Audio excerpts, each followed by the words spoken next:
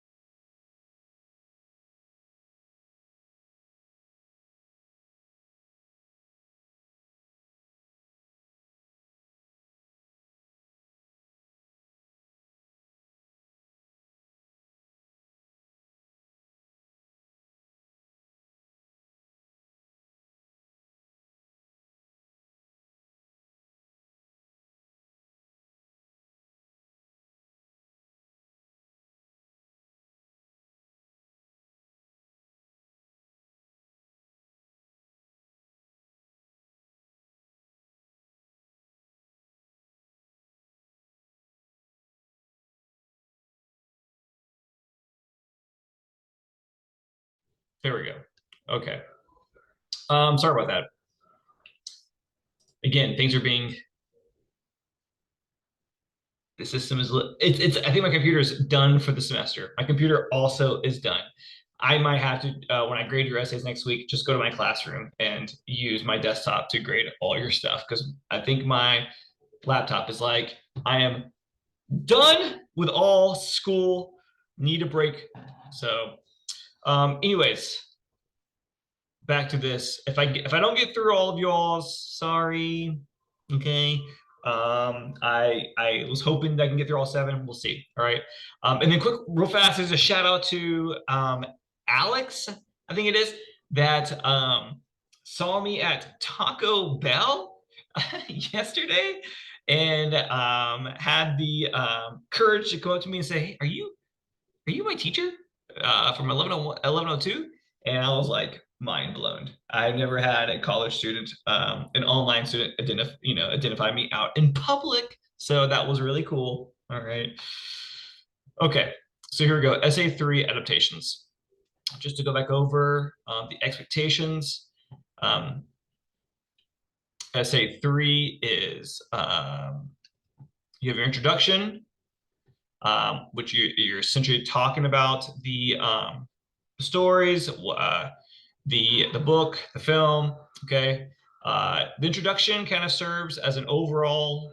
You hint at everything that you're going to be discussing in the entire essay in your introduction. All right, and then we have a paragraph on comparison analysis, apply critical lenses. We have a paragraph on contrasting analysis, still apply critical lens, and then adaptation discussion, and then a conclusion. Okay, so that's the goal. We gotta have 5 sources.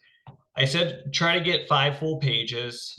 That's the goal. You don't want too short of a of paragraphs. You gotta make sure that you are interpreting, that you're not just summarizing the stories, and that your comparisons and contrasts deal with the themes, deal with like messages.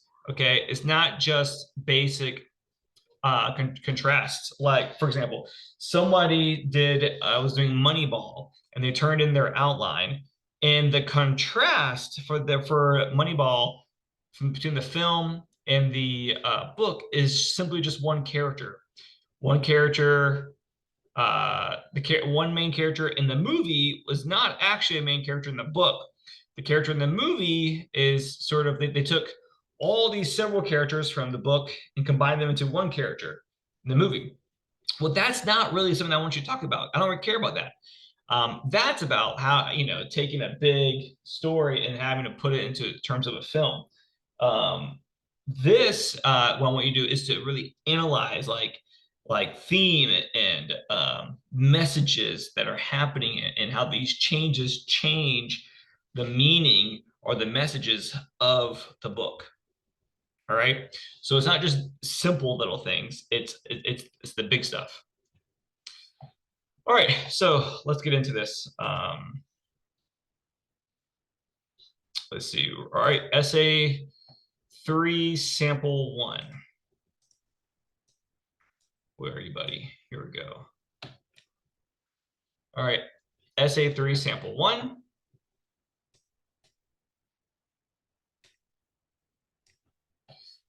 And this was a very popular one. In fact, let's see. I think 3 of the ones that were sent to me are doing this one. Sample 2. Sample 2 is also on the body in Stand By Me. Sample 3 is, oh, the Hunger Games. Okay. Sample 4 is the body, Stand By Me. So that's 3 of them so far.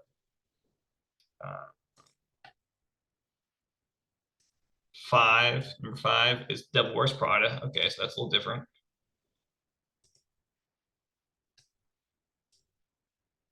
6 is different. And then number 7, all right, is different. So we have 3 of the same. Here we go. Okay, so I'm first looking at formatting.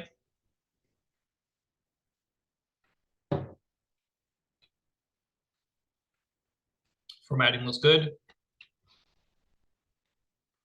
Doesn't seem to be any additional spaces.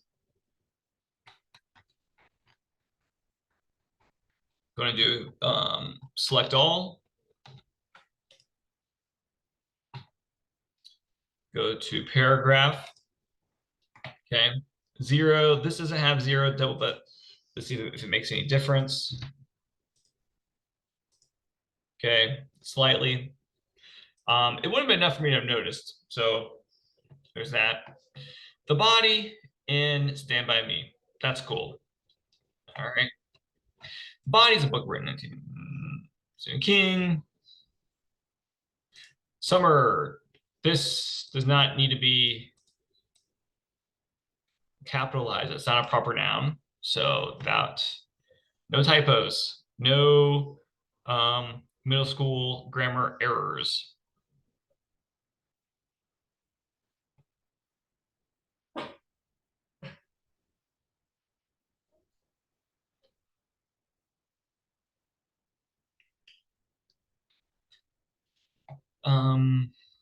Okay, so we have some.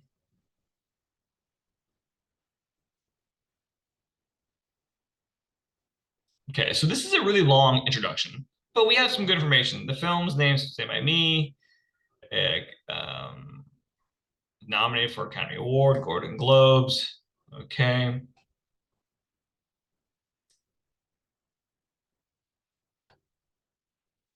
Okay, this is summary. This is a little long. I wasn't necessarily taking points off. I'm just saying this right now because, I'm here to talk about it. That's a little long. We don't really need all that. Okay.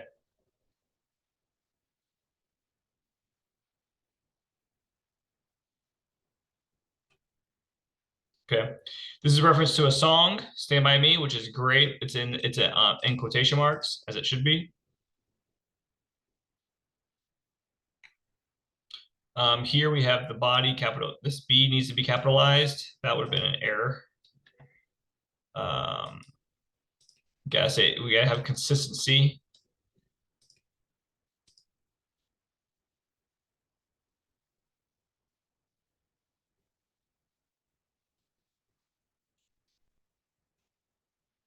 Maybe not amount, maybe set. Hey, Harper, I think Midge needs to go out.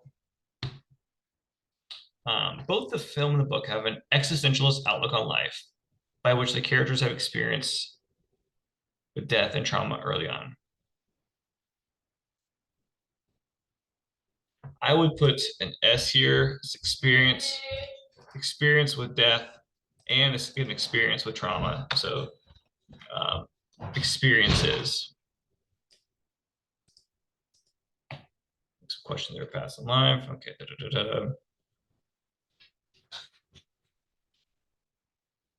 All right, quote time. He has a hard time coming to terms with it and is questioning the absurdity of life and the apparent indifference of the universe to human suffering. Boom, existential theme. We have diamond. Let's go down to works cited. Okay, diamond is there with our citation. We'll get to some of that in a little bit. But just checking this use of a quote. It's integrated correctly. All right, so that's good.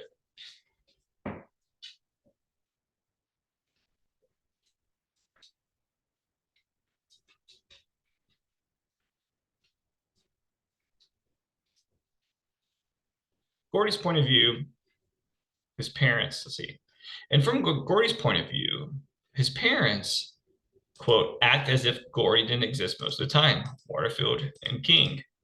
All right, we have this modification of the word act. It was probably acting originally, but that wouldn't fit. So we have the use of brackets. Great. This is probably originally like he, acting as if he didn't exist, but just to make sure we understand who the he pronoun is, we have the brackets and the inserting of the name. That's good. Quotation marks, parenthetical citations, Waterfield and King. Here, okay. There's that. Great, great, great, great, great. Okay.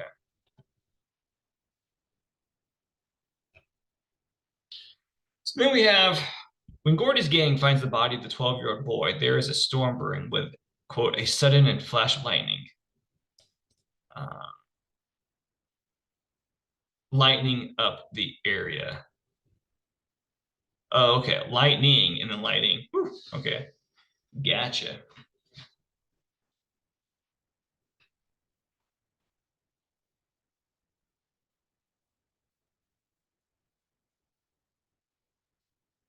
This is where the Taoism school of philosophy is found through doing what is simple by acting spontaneously and by only taking actions that are constant with the essential nature of itself. Quotation mark, parenthetical, cook. Okay, let's cook down here. Cook, it's right there. Great. Okay.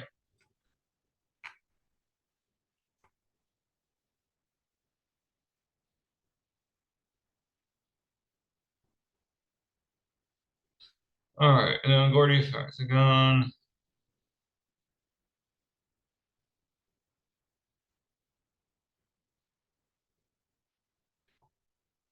All right, great.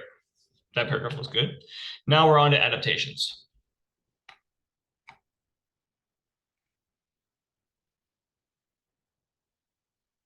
Hold on.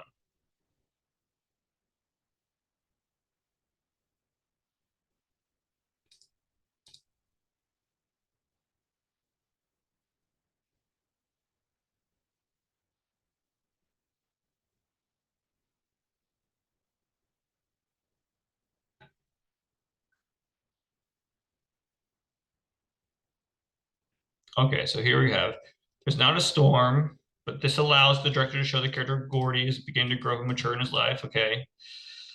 So there's a reasoning for it.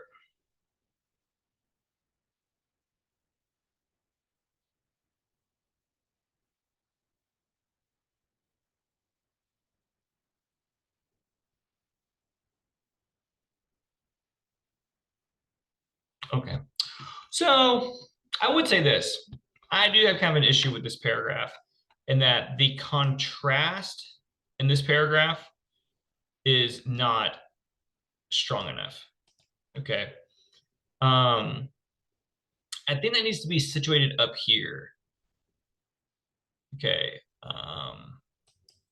And the contrast, are you arguing that the book has more, this is a rhetorical question, That the book has more Taoism in it than the film does, because that would need to be the contrast. I mean, like the only reason where you're talking about um, this is if it is the difference in the story.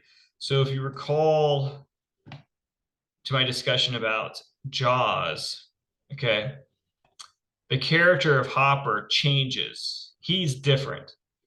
So we have this um, novel, and he does one thing, and he dies in the book for being a little slut for seducing another man's wife. Okay, in the film, he doesn't do that, and he lives, which is kind of like okay. So the moralism the um, of the book is essentially ignored in the film. You know, you can learn a lesson in the film. I mean, in the book.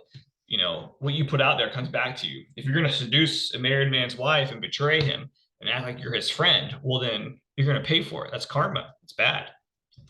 And the film just ignores that. It's not making a moralistic statement at all. So, with this first essay, um, the Taoism discussion would need to be either a Taoist argument, a Taoist lesson that the book makes that the film doesn't make, or vice versa. Okay.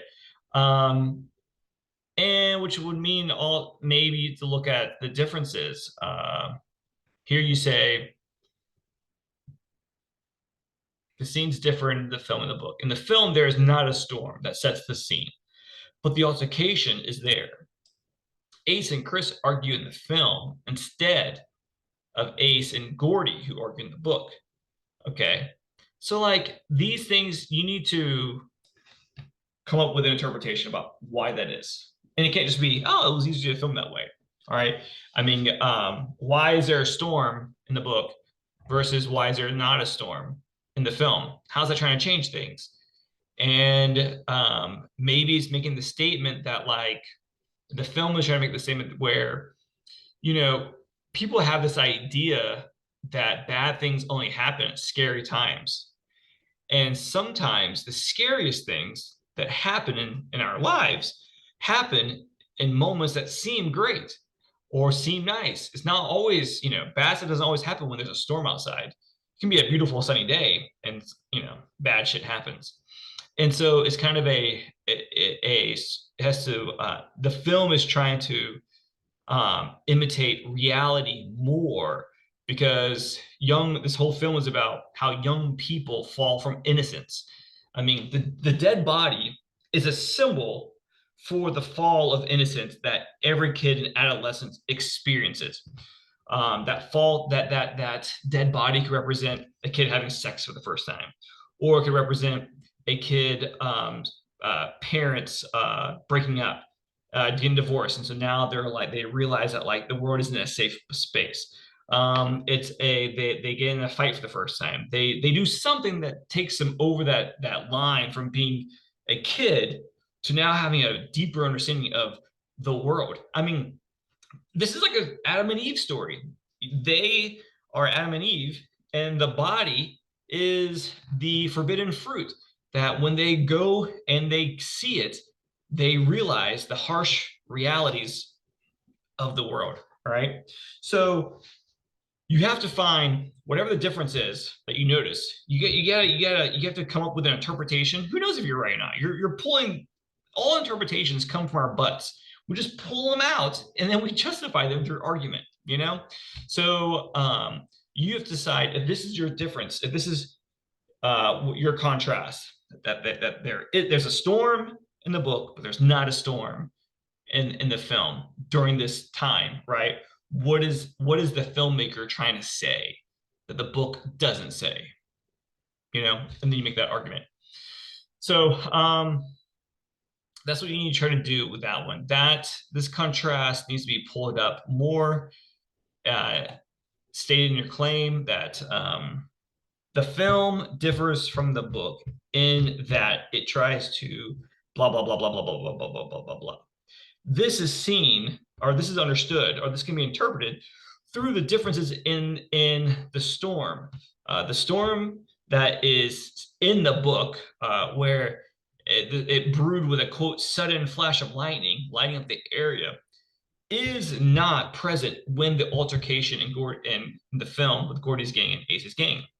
This is because the film is trying to present a very realistic portrayal of life, that scary and difficult and all these things can happen in broad daylight, and that you have to be ready for those. Life isn't a horror film. Life isn't really functions as a ghost story, where if you're not in a scary surrounding, then you're safe. No, there is much danger in real life lurking on a sunny, warm day, as there is danger lurking on a dark, midnight, scary night. Right. So you got to do something like that. I hope that makes sense to whose ever paper this is.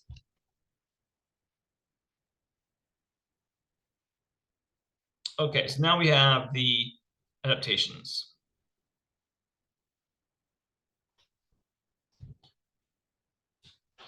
All right, see, 50 of his books have been adapted. Favorite film adaptations include The Shawshank Redemption, Stand By Me, Misery.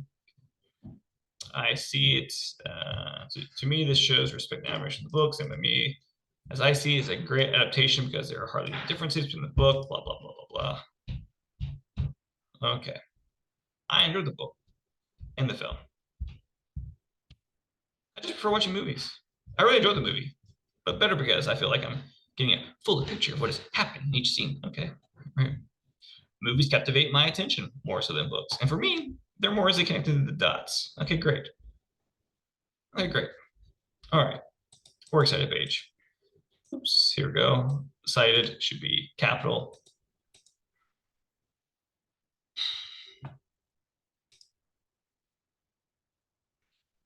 And it's over. Yeah, it's over a little bit. There we go.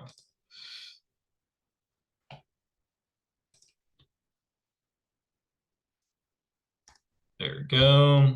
Oh. Oh. So some slight fixing. When these things get, sometimes you just add space. There you go. These long, annoying addresses get in the way and cause problems. There we go. Okay, let's get rid of that. That, boom, boom, boom. This is a different font color. That's a problem. This is different font color. These need to be different colors. It needs to be all black. All right, great. Okay, so there you go. That's my edit of this paper. It took like 15 minutes, 20 minutes. I'm sorry on one. I don't know if I'm gonna get through all seven. I'm sorry. But that's my, there were some technical issues here. Only real logical, rhetorical issue is this paragraph. The contrast needs to be more, it needs to be presented more explicitly. It needs to flow where the contrast is presented in the claim, and then it's explained through the summaries, and then it is analyzed and needs to have a greater interpretation of why that change was made. Okay. All right. So then these few errors here. Okay, maybe a shortening of that. So this paper would have lost, let's see here, a couple of typos. Okay. This though would have lost probably about 15 points. 15 points, some typos. So this is around a 75. It's about 75 in a current 75 condition. Okay, 75 to 80 points. All right. Okay, so that's SA3 sample 1. Let's look at. Okay, I'm gonna go through this one quickly. I kind of want to do the same one over, but oh well. Okay, comparing Stephen King's novella and the film adaptation of The Shawshank Redemption. All right, cool. Stephen King's novella, I don't know why it's in brackets there. Maybe that's just I don't know, an error. But I mean, an accident, but that's an error. We don't use brackets for titles. So that needs to be changed. Oh, I don't know what I'm talking about. Hold on. This is that sample 7. I need to go to sample 2. Okay, Body versus Stand By Me. Hank Jones, here we go. Stand By Me, 1986 film, American film, was based on the novel of this. Nickname The King of Horror, Stand By Me. Oh. Okay, so look, so this we have Stand By Me, stand capital M. All right, this one is incorrect. This is incorrect. Okay.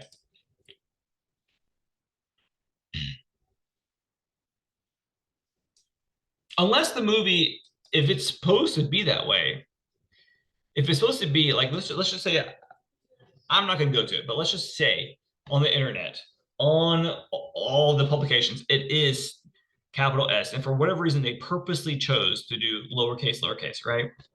Then what you can do, what I advise all of you to do is to use a bracket afterwards,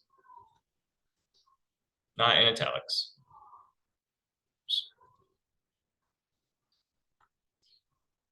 Italics, bracket, and put SIC. SIC means spelling in context, meaning that's not you making an error. That's the way it's written. Okay. So putting that once, if Stand By Me is actually written with like only a capital S, but then lowercase b and lowercase m all the time, then you need to, the first time you write the title that's written in a weird way, put the SIC, and then you don't have to do it every time. You just did it once. And that tells me that the way you wrote it is actually correct.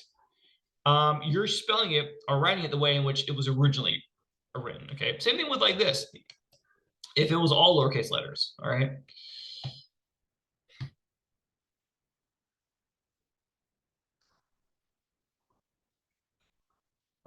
Okay, so here's an error. Did I create that by accident or was that there? Doesn't that need to be? The novel and film.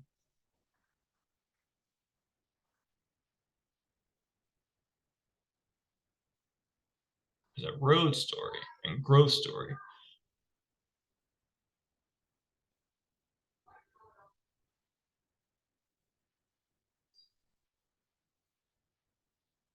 Um, I don't know about road story. That just sounds weird. And growth story. I've never really heard of a growth story. Okay. Um, the novel and film both tell a coming of age story set on a journey down a um,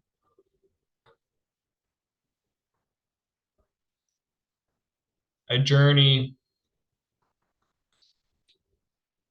down old railroad tracks. That sounds a lot better than a road story and growth story. Okay.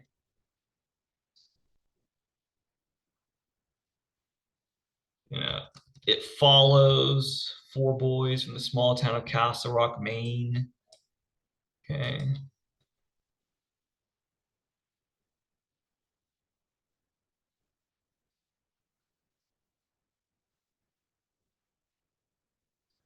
Okay. This looks like maybe there's extra space, but no, 0, 0, double. Okay. Okay.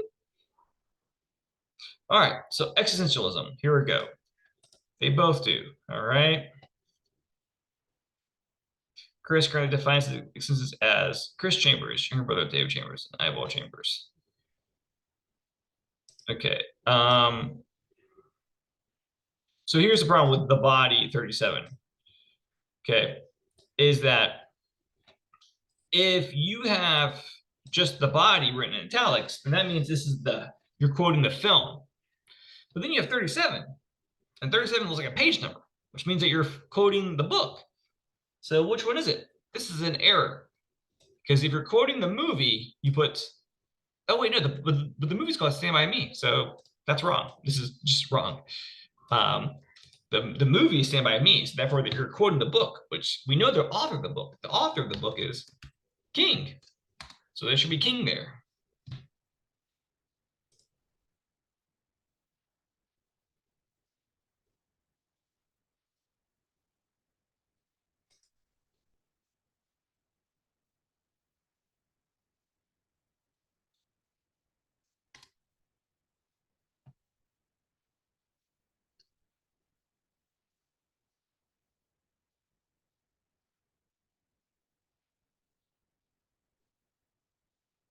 Okay, so Chris suffers from violence from his okay, okay. Chris certainly defines his existence as Chris Chambers, younger brother of Dave Chambers and Eyeball Chambers. Okay. So to me, that seems like he doesn't really know who he is. So I think that like Chris struggles. And so this is my problem with like, this is like, this would be some points off. Think about what you're saying. He defines himself. But how does he define himself? He defines himself in relation to his brothers, Dave Chambers and whoever Eyeball Chambers is. That's not really identifying your individualized self, which existentialism is about finding your individual sense of self. I mean, that's you write it here: individual existence and freedom of choice. Okay, so I think it would be better to write Chris is struggling. He is struggling to define his existence.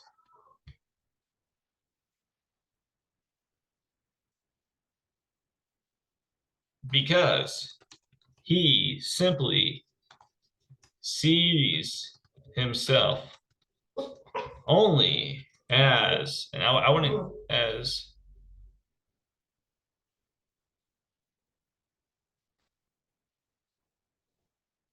there, okay. No. So like that's a problem. That would be some points off because he's not defining himself. Which means here we have he's aware of his current existence and has the freedom to decide whether to live in compromise with reality or not. In the process of traveling, these friends grow through the individual existence and freedom of choice. The excellent emphasizes. All right.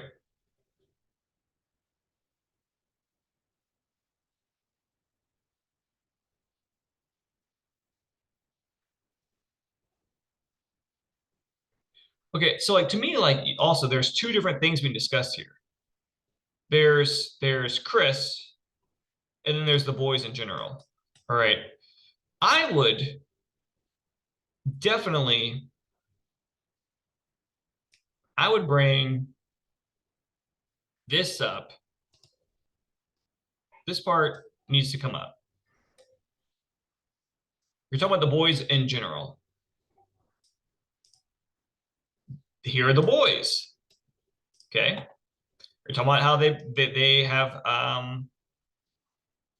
seek to find bodies and become heroes. Seek to find bodies. They're not finding bodies. They're finding one body. The body. It's singular.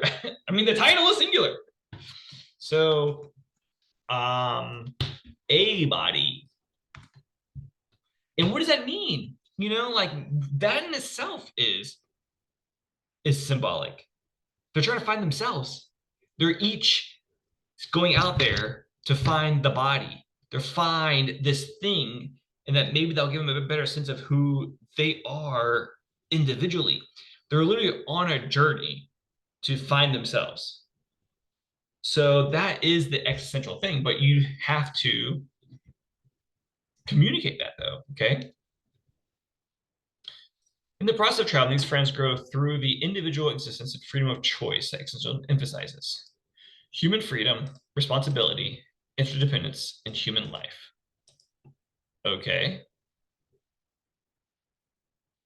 Through their own choices and actions, the boys continue to change. Okay, so this is like too like summative. Like it's summarizing way too much and not really like giving us details. Um, during the 2 day journey, the boys share their identities with each other. Okay. So now you can start going into some examples, but I need more examples. I mean, like all of this is just very generalized. Oh, they're doing this. Oh, they're choosing their own lives. Oh, they are this.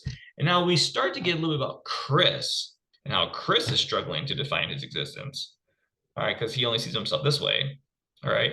But where does he evolve to? Where do any of these other guys evolve to? What are they doing to share with each other?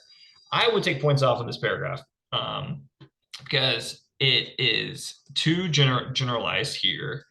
I think it's out of order. You're talking about Chris and then the boys.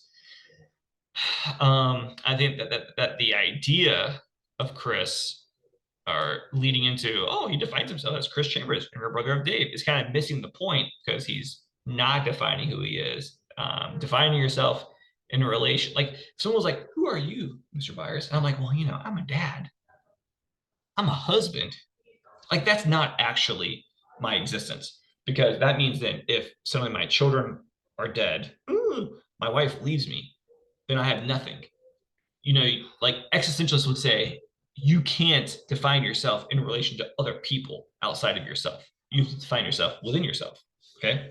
And so here, this discussion here needs to be more focused into, okay, if you're saying individual existence and freedom of choice, then speak more specifically about what they're doing. If you're saying that the kids are continually change, ultimately making the village, they're choosing their own lives and to find the meaning of life on their own, what meaning did they find?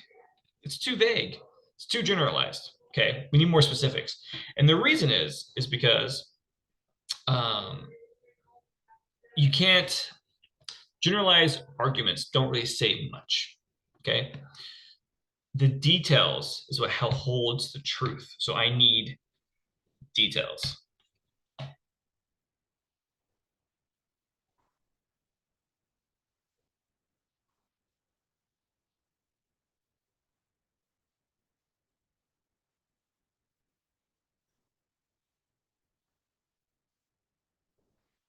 Um,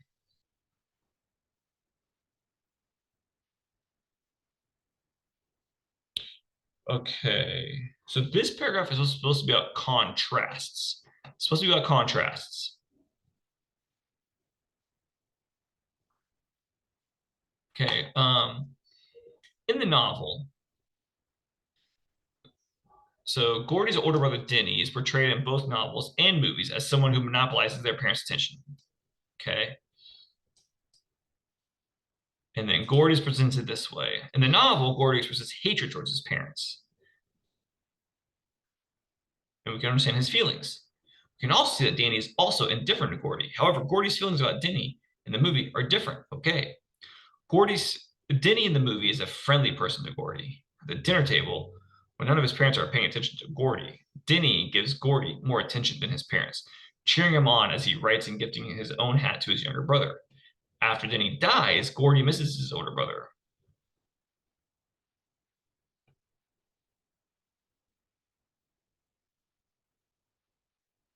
Okay, so again, this paragraph does not really explain or interpret why the film changes things. What message is it sending? What message is it trying to present? Okay. Um, does it show more about their relationship and why does it do that? Okay. This paragraph, it acknowledges a difference, but doesn't say why. Okay.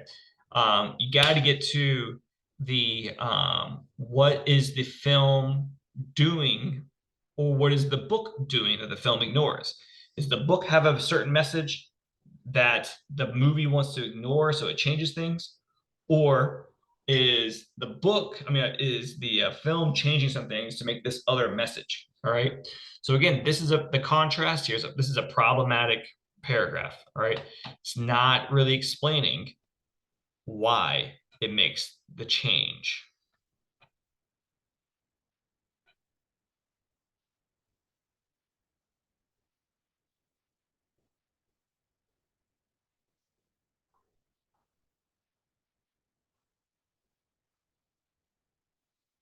Okay. So this quote is problematic. In my opinion, the movie is a good adaptation of the novel. Okay.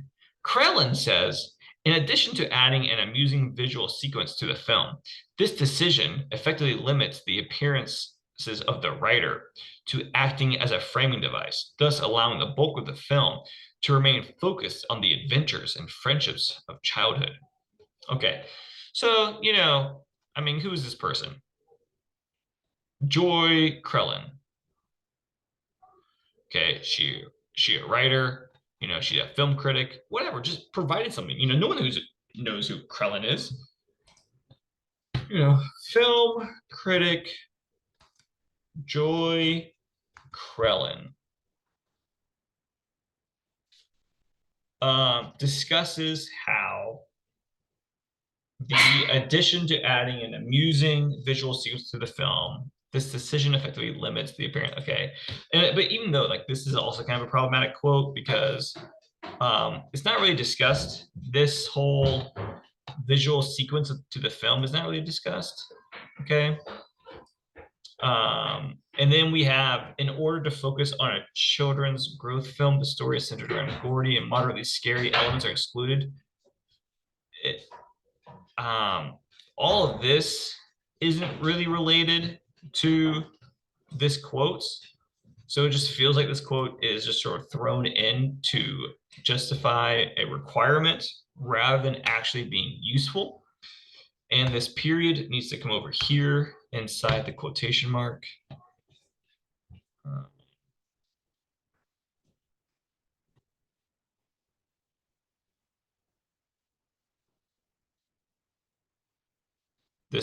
This right here needs to come inside this quotation mark. This comma needs to go inside the quotation mark as well. Okay. I mean, like, also, like, who really understands what this means?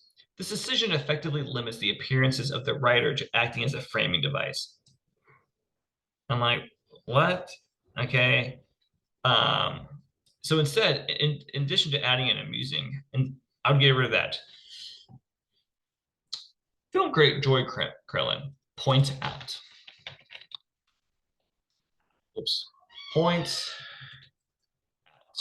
out how the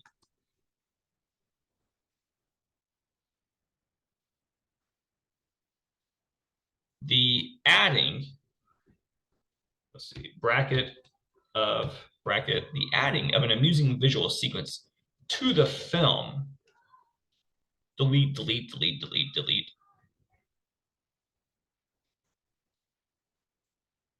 delete, dot, dot, dot, change allowing to allows the bulk of the film to remain focused on the adventures and friendships of childhood. Okay. Or even better, no, see, Joy Krellin, film critic Joy Krellin discusses how the film is more digestible and easier to digest. I just wrote that. Okay, it's more digestible by the addition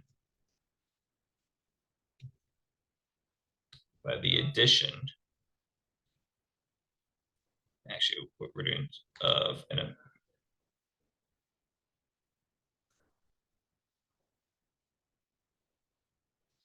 which allows the remain focused on others. Okay, I agree with this analysis because I feel that the film's uh, the film's tone was lighter was lighter than the books, which I liked. Okay, so you can't just have a quote to have a quote. All right, it needs to be a quote that's can be understood by the reader, which is me or any person. All right, Joy Curlin. Oh, she's a film critic. Okay, all right. Well, she likes the film more. It's more digestible because of this amusing visual sequence to the film. Oh, okay. And why is that important? Well, she says that it allows the bulk of the film to remain focused on the adventures and friendships of childhood.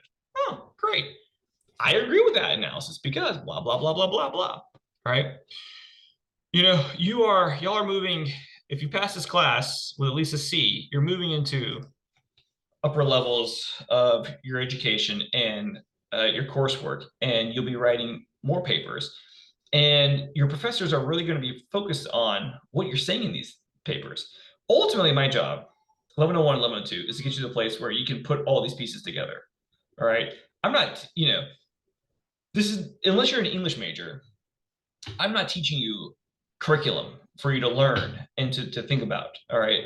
But like if you're a history major, your sociology major, your psychology major, your engineering major, whatever, they're teaching you these things that they want you to actually be able to understand and comprehend and be able to talk about. And so they're really going to be looking at like what you're saying, if it makes sense, if like that's the right type of logic or not.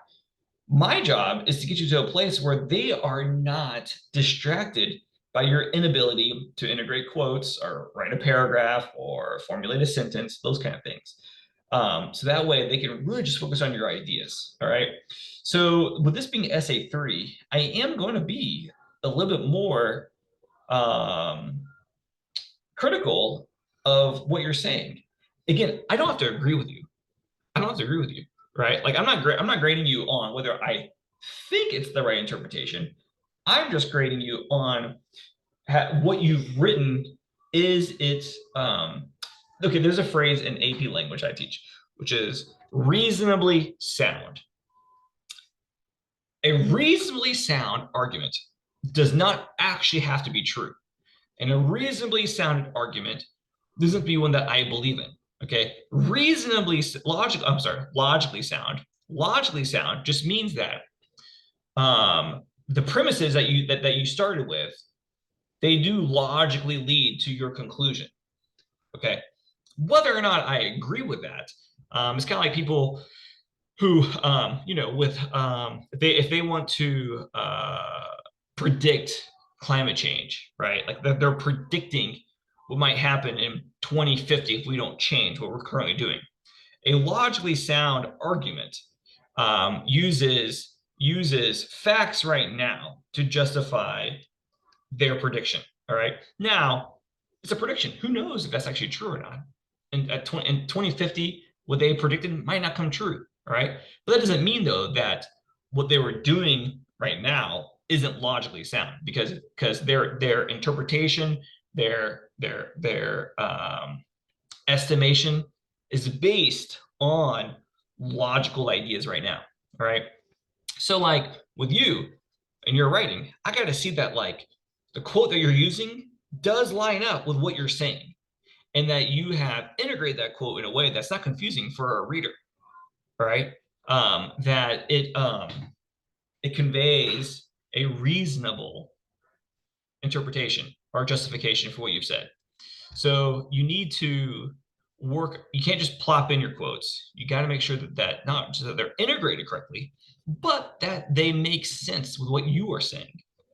All right.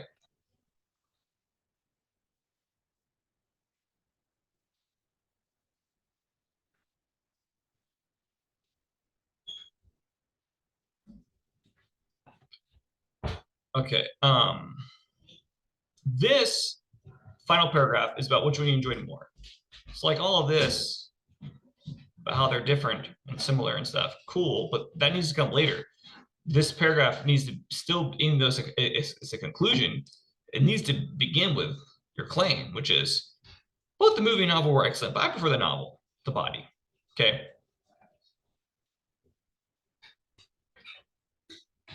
Okay. Like this needs to be up here. Get straight to the point. Both the movie and the novel were excellent, but I prefer the novel, The Body, because writing brings me the joy of imagining. The movie and the novel are similar, but different due to the adaptation, the situation we're in, right? Before the boys found their okay. Again, like, are you saying these things because this paragraph, this part feels like filler. This part just feels like you're just trying to get through this paragraph. When I'm like, just tell me what you think, what you feel, which one you enjoyed better and why. Okay. So I don't want fluff. I want this real idea that this is what you said. It's what you feel. Okay. This right here, we need a full name unless their name is officially M. So that would be M something, something, something, something, something. And this is not part of their name. This is that needs to be deleted. That's not part of their name. Okay.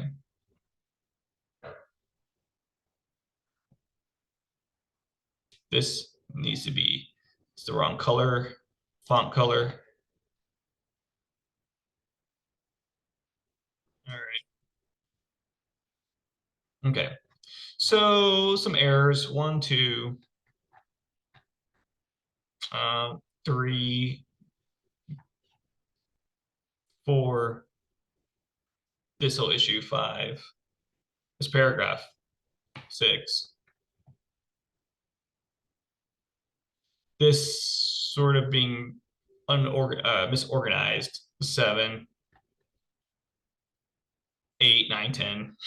I mean, I probably at that point I wouldn't count all 3 of those as different errors. Okay, but 7. Okay, so Hank Jones, it's about 7 errors.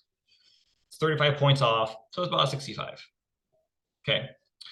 So we really need to make sure, since this is your last, this should be your last English course. All right. This is the time where we are really making sure that it's not just the formatting, the MLA formatting and the setup, but it's also that what we're writing follows what I've discussed. I've gone over since week 1, I talked about paragraphs. I think there are many people who need to go back over my week 1 PDF notes about writing college level paragraphs. Because there's a lot of people who, let's see here, are not setting up their paragraphs correctly. Is it week 1? Where I go over claim support analysis. Let's see. Oh, I think it's week 2.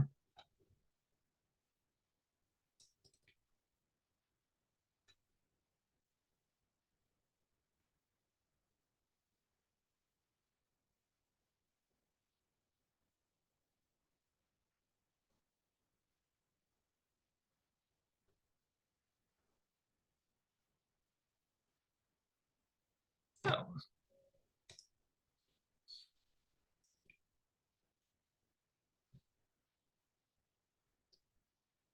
All right, so let's see here.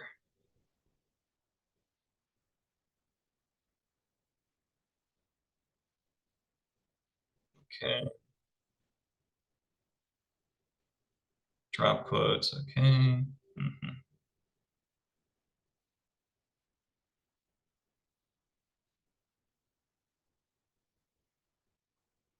Was it week 3?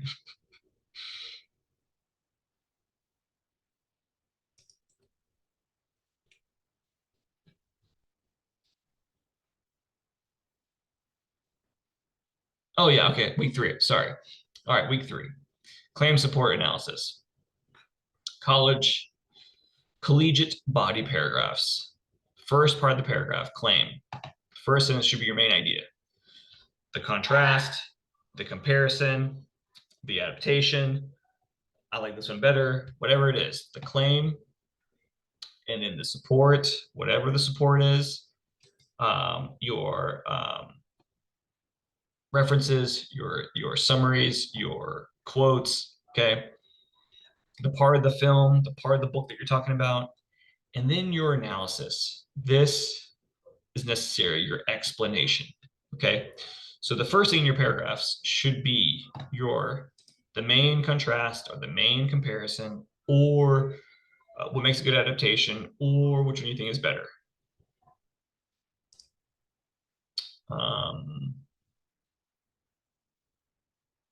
So here we have Katniss Everdeen is a strong female lead in both the book and the movie. Okay, fine, cool. All right. Characters, especially Peeta and Gale, are portrayed differently in the book than the movie, which affects how people understand and feel about the story. Okay, so I'll need to read more of that, understand in what kind of way. This one has a lot of errors. Well, I'm gonna need to do this one later.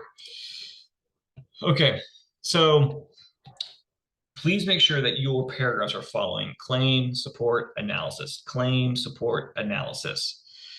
And that you're very clear and that your support justifies the argument that you are making. Okay.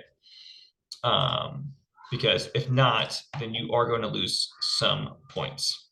Okay. All right. I will try to edit individually some of the people who've sent me their papers. I know I only got through two, but it's been an hour. So I just, I think y'all are gonna want to have this lecture soon. So I'm gonna need to upload it to YouTube anyways. So I think I'm gonna cut it here. If you wrote this paper, I'm gonna try to edit it since I told you I would and get it back to you, at least highlighting some of the errors that I noticed that are problematic. Okay, so you can look forward to that tomorrow. Justin, do you have any questions? I gotta find the chat box since I can't hear you. No. All right, great. All right, everyone. I hope this helps. I hope this was useful. I will be available for a few more emails. I will be grading your essays, though, as soon as you're turning them in. So come Monday morning, I'll be grading your essays. Okay, so please make sure you get all this done and submitted on time. All right. Okay, well, that's the end of it. Y'all take it easy now. Bye-bye.